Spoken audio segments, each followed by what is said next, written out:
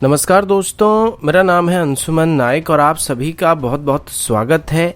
Indian defence news के defence talk series में, जहां पर हम रोज नए नए डिफेंस अपडेट्स के बारे में बात करते हैं। तो चलिए देर न करते हुए आज की वीडियो शुरू करते हैं।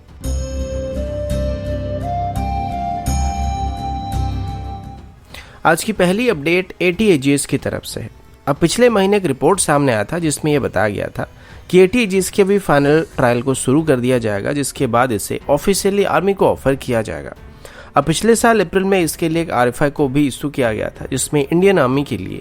145mm 52 कैलिबर की आर्टिलरी गन को खरीदने का फैसला किया गया था। ये माउंटेड गन्स होने वाले थे और इससे टोटल 814 गन्स को खरीदने का प्लान किया गया था। अब जैसे कि अभी मेक इन इंडिया और इंडियन सिस्टम पर ही ज़्यादा प्रेफरेंस दिया जा रहा है और हमारी इंडिजिनस इक्विपमेंट को इंडक्ट करने के ऊपर डिफेंस मिनिस्ट्री की तरफ से प्रेशर डाला जा रहा है, तो ऐसे में इस टेंडर में फॉरेन मेड गन्स के बदले ATAGS की सिलेक्ट होने की चांसेस काफ़ी बढ़ रही है और अभी फाइनल ट्रायल के बाद इसको ऑफिशियली आर्मी को ऑफर करने का प्लान किया गया है। इसमें इंडियन आर्मी की तरफ से भी inertial navigation based side system को भी ऑफर करने के लिए रिक्वेस्ट किया जा रहा है, जो कि आर्मी को डे नाइट कंडीशन में डायरेक्ट और इनडायरेक्ट फायरिंग कैपेबिलिटी देने वाला है और ये प्रोजेक्ट शक्ति के साथ कॉम्पैक्टेबल होना चाहिए। ATAGS को अभी एक 8x8 व्हीकल में माउंट करने का फैसला किया गया और कुल मिलाकर इसका वजन 33 से लेकर 36 टन के आसपास होने की उम्मीद किया जा रहा है। लेकिन अभी तक आर्मी की तरफ से अपने RFI में इन गन्स की वेट के बारे में कोई जानकारी नहीं दिया गया। वैसे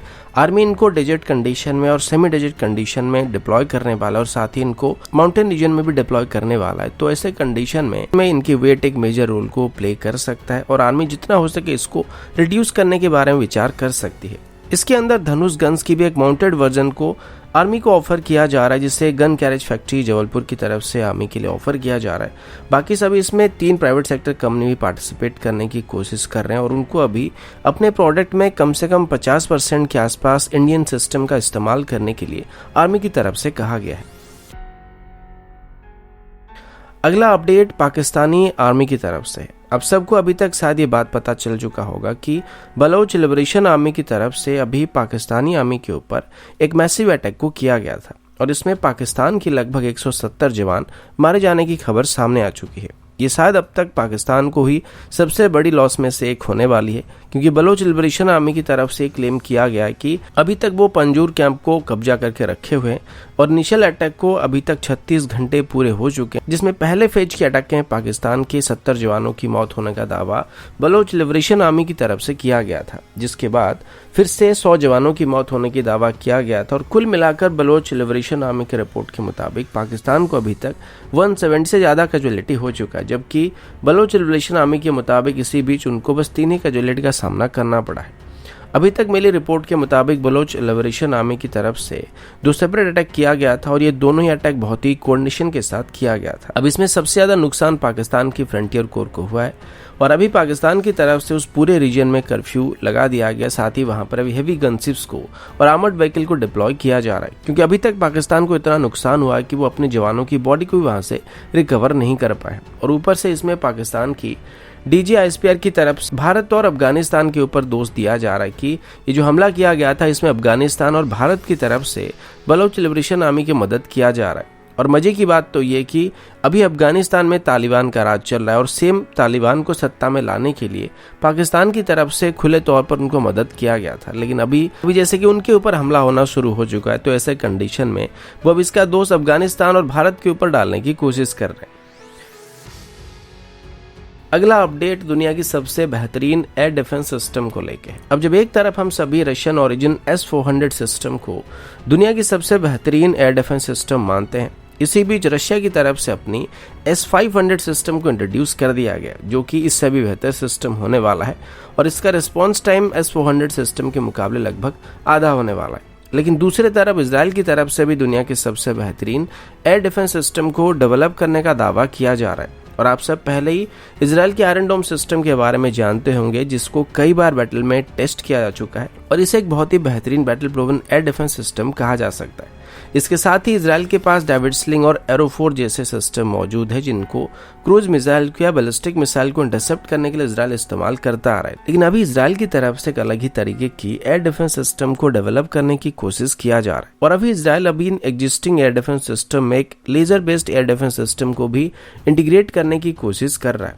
जिसकी पहली प्रोटोटाइप को 2025 में इजराइल की तरफ से ऑपरेशन करने की बात की जा रही है। इसमें दुश्मन की तरफ से फायर किए जाने वाले किसी भी मिसाइल को, ड्रोन या किसी भी इनकमिंग प्रोजेक्टाइल को डिस्ट्रॉय करने का दावा कर रहे हैं और ऐसा भी इजराइल के पीएम की तरफ से बताया गया है। इजराइल जून 2021 में भी अपनी laser based air defence system की पहली टेस्ट को कंडक्ट कर चुकी है, लेकिन ये इसका इनिशियल टेस्ट था। लेकिन अभी आगे चल के 2025 तक इजराइल इसको ऑपरेशन करने वाला है और इसको अभी इजराइल इस वजह से डेवलप करने की कोशिश कर रहा है क्योंकि जब पिछली बार इजराइल के ऊपर गाजा पट्टी से रॉकेट्स वगैरह फायर करना शुरू कर दिया गया था, तो तब इजराइल को एहसास हुआ कि दुश्मन की तरफ से जिन रॉकेट्स को फायर किया जा रहा है उनको इंटरसेप्ट करने के लिए इजराइल जिन इंटरसेप्टर मिसाइल का इस्तेमाल कर रहा है वो उनको काफी महंगे पड़ रहे थे, क्योंकि उन रॉकेट्स की कीमत बस कुछ ही लाख रुपए थे। लेकिन उनको इंटरसेप्ट करने के लिए इजराइल की तरफ से इन मिसाइल का इस्तेमाल किया जा रहा था। आयरन डोम सिस्टम की तरफ से इन मिसाइल्स को फायर किया जा रहा था, उनकी कीमत 2 से 3 करोड़ से शुरू होते थे। तो इसी वजह से अभी इजराइल की तरफ से एक लेजर बेस्ड सिस्टम को बनाने की कोशिश किया जा रहा है, जो कि आगे चल के इजराइल का मेन एयर डिफेंस सिस्टम होने वाला है और एक कॉस्ट इफेक्टिव सोल्यूशन होने वाला है।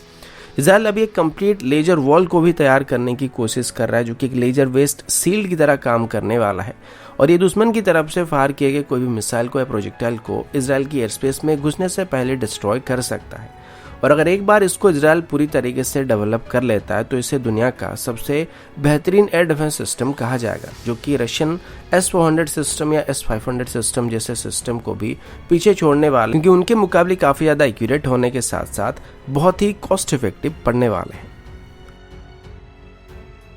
अगला अपडेट चंद्रयान 3 मिशन को लेके हमारे minister of state Jitendra Singh ji की तरफ से हाल ही में ही दिए गए कुछ स्टेटमेंट के मुताबिक अभी इसरो की तरफ से इसी साल अगस्त में अपनी 3rd लूनार मिशन यानी कि चंद्रयान 3 मिशन को लॉन्च करने की प्लानिंग किया जा रहा है। वैसे इस बार की चंद्रयान मिशन पिछली बार की चंद्रयान 2 मिशन का एक सप्लीमेंट होने वाला है, क्योंकि पिछली बार हमारी लैंडर और रोवर सही तरीके से चांद पर लैंड नहीं कर पाए थे, जबकि हमारा ऑर्बिटर आज भी चांद का चक्कर लगा रहा है और आने वाले कई सालों तक ये लगातार चांद का चक्कर लगाने वाला है। तो इस बार इसरो की तरफ से सिर्फ लैंडर और रोवर को ही भेजने का फैसला किया गया था, जिसे बाद में हमारी चंद्रयान 2 मिशन के ऑर्बिटर के साथ लिंक कर दिया जाएगा। अब ये बात सामने आने के बाद मीडिया में इसरो की चंद्रयान 3 मिशन को नासा की वाइपर मिशन के साथ कंपेयर करना शुरू कर दिया गया, क्योंकि नासा की तरफ से अभी मून की साउथ पोल में एक मिशन को भेजने का प्लान किया जा रहा है, जिसका नाम वाइपर यानी कि volatile investigating polar exploration rover रखा गया और इसे चांद पर नासा की तरफ से मार्च 2023 में लैंड कराने का प्लान बनाया गया। अब मिशन के हिसाब से देखा जाए तो भले ये दोनों ही मिशन